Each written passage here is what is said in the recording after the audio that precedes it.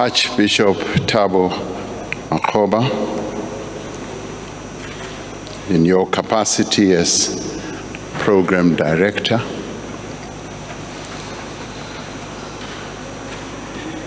Mama Leah Tutu, members of the Tutu family, His Majesty King Letsie III, Her Royal Highness Princess Mabel van Oranje, former President Thabo Mbeki and Sizanele Mbeki, former President Kgalema Motlanthe and Sisi Gugu Motlanthe, former Deputy President Phumzile Mlambo Ngcuka and my brother Bulelani Ngcuka, former President of Ireland, my dear sister Mary Robinson, Mama Gracia Machel, ministers, Acting Chief Justice Raymond Zondo, Premier of the Western Cape, Alan Winde, Executive Mayor of the City of Cape Town, Mr. Hill Lewis, Reverend Michael Guida, Dean of Cape Town, the leadership of the Anglican Church of Southern Africa, retired Bishop Michael Nuttall, leaders of the faith of all denominations that are here present, leaders and representatives of political parties, General Ruzani Mapanya, Chief of the South African National Defence Force, veterans of liberation organizations, and fellow mourners. Archbishop Makgoba, soon after the passing of our father, I went to visit Mama Leah Tutu and the family. And after that visit, some journalists were standing outside and they asked me, will the Archbishop be given a Category 1 funeral? I said, of course it will be a Category 1 funeral. But then I added, with religious characteristics. And may I say that today, you may well have written another chapter in government orders and processes of what a Category 1 funeral with religious characteristics is. And thank you very much. I've just seen it for myself.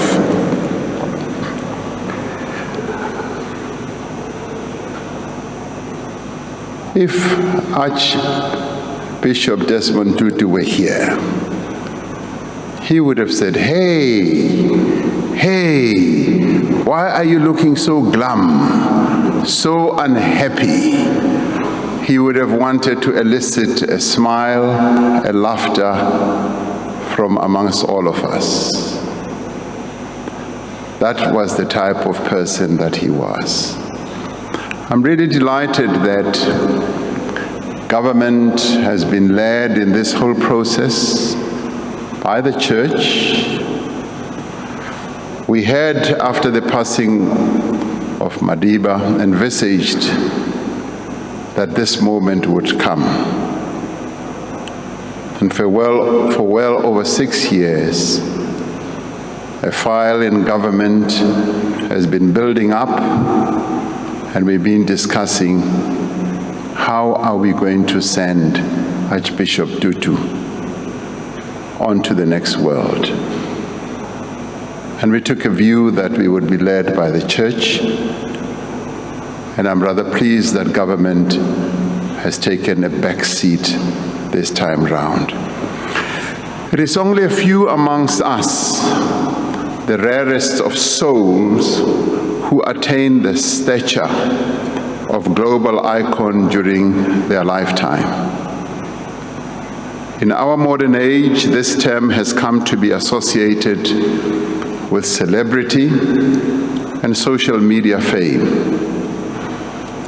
Yet, if we are to understand a global icon to be someone of great moral stature, of exceptional qualities, and of service to humanity, there can be no doubt that it refers to the man we are laying to rest today. Archbishop Desmond Tutu was without question a crusader in the struggle for freedom, for justice, for equality, and for peace, not only in South Africa, the country of his birth, but around the world as well. Such was the overarching impact and influence that Emeritus Archbishop Desmond Tutu had, that tributes have been received, as we had, from current, past presidents, religious leaders, monarchs, lawmakers, political parties, musicians, artists, and ordinary people from all corners of the world. Climate activists, LGBTQI+ groups, solidarity movements, and community organizations are just some of those who have paid homage to a man who gave his life to the cause of freedom. A humble and brave human being who spoke for the oppressed, the downtrodden, and the suffering of the world. In doing so, he walked in the footsteps of his mentor, Father Trevor Huddleston, and of the many heroic champions of freedom in our country and on our continent. How fitting is it that his parents named him Mpilo when he was born, meaning life. In his life, he enriched the lives of all those that he met and all those who got to know him. Over the past week, we have had many moving accounts, and we've also seen many images of Desmond Tutu's life. These accounts and images in many ways are a chronicle of a life of activism, statesmanship, ministry, and pastoralism. There is one image taken in 1989 at the protest march here in Cape Town. In the black and white photograph, we see Archbishop Desmond Tutu and the late Professor Jakes Gerwel alongside him, glaring defiantly at a cordon of police who were armed to the teeth, just inches away. Their mission, that is the police, was to stop the march from proceeding. It is a striking photograph that captures the steely determination of the arch to challenge the authority of an unjust, illegitimate, and repressive regime. It was a vivid depiction of the confrontation between right, represented by those who were marching for democracy, and might, represented by the men in the uniform of the apartheid police. That photograph brings to mind the words he spoke following his arrest in 1988 during a clergy-led protest against the crackdown on anti-apartheid groups. Bible in hand, he told a news conference he would continue with his defiance. "We are not defying the law," he declared. "We are obeying God." There is the famous image taken in 1996 during the hearings of the Truth and Reconciliation Commission of our Arch. His head bent over folded arms, his shoulders weighed down by the deep tragedy and the unspeakable cruelty that was being told of the apartheid crime. The TRC had just heard heart-rending testimony from a veteran activist, Malchus, on how he was tortured by the security police so brutally that he was now confined, as he testified at the TRC, in a wheelchair. Overcome with emotion at what he had heard, Archbishop Desmond Tutu dropped his head in his hands and wept. That is a photograph that has gone around the world for all to see. Together, these photographs speak not only of the strength of his convictions, but to how deeply he felt the anguish and the suffering inflicted by others who were perpetrators of injustice and intolerance. There are the many images we have of him speaking to crowds, his arms stretched out as though embracing them, or looking serenely up to the heavens. He was a man with a faith as deep as it was abiding. For him, opposing injustice, standing up for the oppressed, defying unjust laws, was God's work. Destiny had anointed him a champion of the immortal cause of justice. He took to heart and lived the words of the book of Proverbs, chapter 31, verses 8 to 9, which says, "Speak out for those who cannot speak, for the rights of all the destitute. Speak out, judge righteously, defend the rights of the poor and the needy."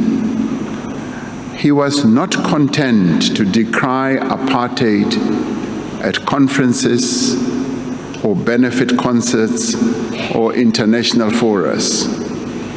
He was there with the freedom fighters, confronting the apartheid regime and comforting its victims.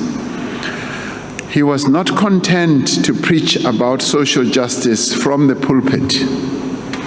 He was with the homeless, the helpless, the persecuted, the sick and the destitute, in the streets, in the shelters, and in homes. He embraced all who had ever felt the cold wind of exclusion, and they in turn also embraced him. He sought to emulate Jesus Christ, who embraced all those whose society looked down upon and rejected. Throughout his life, he became involved in causes both here at home and abroad that went to the very heart of the quest for social justice. Through the Desmond Tutu HIV Foundation, he was involved in the treatment and care of people living with HIV and AIDS, in the provision of health care services to adolescents, and the empowerment of young women.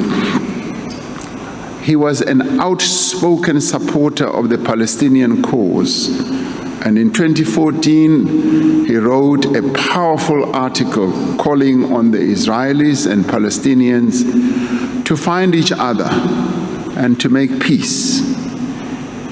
In his words, peace requires the people of Israel and Palestine to recognize the human being in themselves and each other, and to understand their interdependence. He advocated for the LGBTQI+ rights and decried all forms of violence and discrimination against this community. Speaking of hate crimes perpetrated against the LGBTQI+ community, in a powerful video message marking 20 years since the World Conference on Human Rights, he said, "I oppose such injustice with the same passion that I oppose apartheid." One of the causes that was dear to him and less well known to many of us was campaigning together with Her Royal Highness Mabel van Oranje, who is here with us today, against child marriage across the globe. I have learned how the Arch traveled to villages in Ethiopia, in India, and Zambia to understand the circumstances under which young girls were being forced into marriage. He also took up this cause with the elders. Mary Robinson, part of the elders, is here. Mama Gracia Machel is also here. The group of senior leaders brought together by President Nelson Mandela in 2007. Such was his stamina, such was his commitment to social justice for all, that he took up the cudgels on behalf of millions of people around the world. Many would know his name, but many would not. But he did make a difference in taking up their causes. He never stopped fighting. He never stopped speaking out, and he never stopped caring. Since the passing of our beloved Arch, we've been looking back on his life, on the part he played in our transition to democracy, and to his towering role as the chairperson of the Truth and Reconciliation Commission. Today, 27 years after the advent of our democracy, we can still say with certainty that what we have achieved as a country was nothing short of a miracle. We could have chosen the path of retribution, but the project of national reconciliation, of recognizing the injustices of our past, set us apart from many societies in transition. Alongside President Nelson Mandela, Archbishop Desmond Tutu helped to steer our nation through this very challenging and painful period. The heart-rending testimonies of many who had suffered and lost loved ones were broadcast for all to see. The accounts opened deep apartheid wounds, but they also opened a window not only for the formerly oppressed to know what had happened to their loved ones, but also to the white minority community to know what crimes had been committed and perpetrated in their name. Helping us to come to terms with the past was among the most arduous tasks of our new nation, and Archbishop Desmond Tutu played a seminal role in this whole process.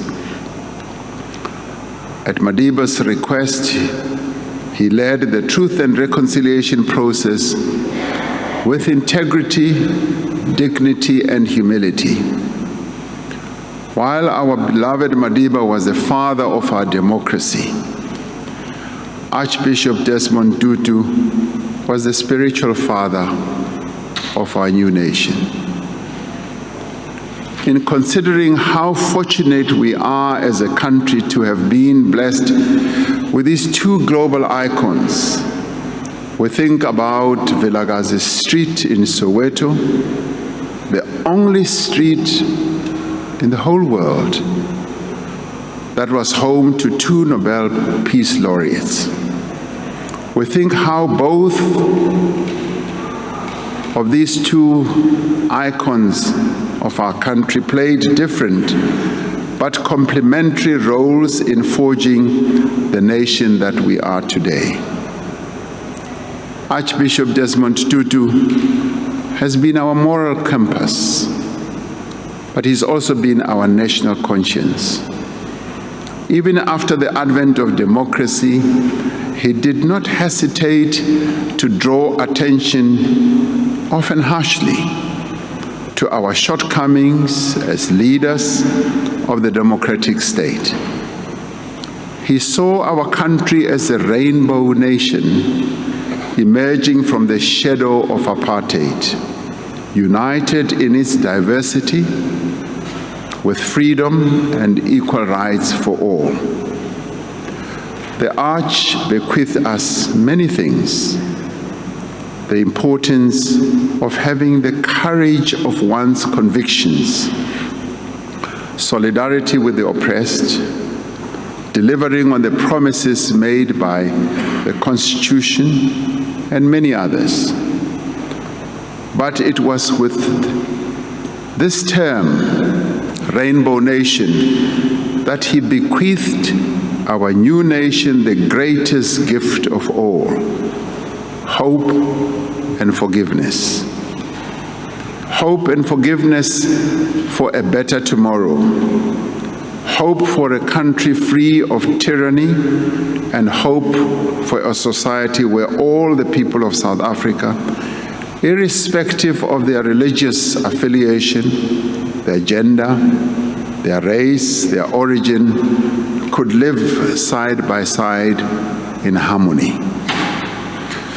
When he first spoke about us as a rainbow nation, South Africa was a different place, and we were going through a very difficult time. We are still finding our feet on our long road to nationhood. He has left us at another difficult time in the life of our nation. Problems and challenges abound, and they are everywhere. Poverty and inequality, racism, homophobia, gender-based violence, crime and corruption have left many people disenchanted. There are times when he felt let down, and yet he never lost hope. The most fitting tribute we can pay to him, whoever and wherever we are, is to take up the cause of social justice for which he tirelessly campaigned throughout his life. Archbishop Tutu has left a formidable legacy, and we are enormously diminished by his passing. His life straddled an epoch in our country's history that has now come to an end. Though we say goodbye to him today with the heaviest of hearts, we salute our beloved Arch for all that he did to help build this nation. We thank him for giving us hope, for reminding us of our responsibility as a people, but more especially also as leaders, and for giving us a reason to believe that we are and that we can be a true rainbow nation that he spoke about. We celebrate him for what he was, life, mpilo. To Mama Leah and the family, our nation shares in your sorrow. On behalf of the government and the people of South Africa, we thank you for sharing your husband, your father, your brother, uncle, and grandfather with us. We know it was not easy, and yet you did so willingly. He belonged to all of us, and it is all of us who mourn him, but today we celebrate his life. I recently came across these words which provide a fitting end to any tribute to Desmond Tutu. Tears are sometimes an inappropriate response to death. When a life has been lived completely honestly, completely successfully, or just completely, the correct response to death's perfect punctuation mark is a smile. His was a life lived honestly and completely. He has left the world a better place, and he has left our country a much better place than we were prior to our democracy. We remember him with a smile, the type of smile that he would have flushed around. And we say, farewell, Father, servant of God. Tsamaya ka kgotso, hamba kahle, ulale ngoxolo. Rest in peace. Thank you.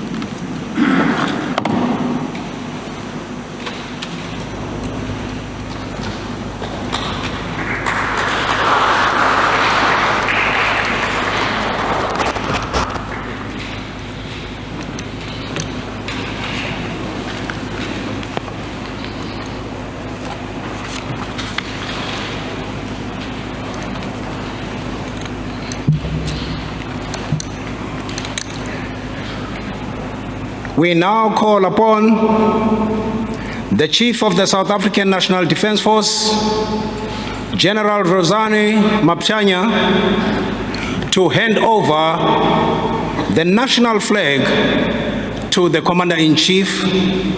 Thereafter, the Commander-in-Chief will hand over the national flag to Mama Tutu. I thank you.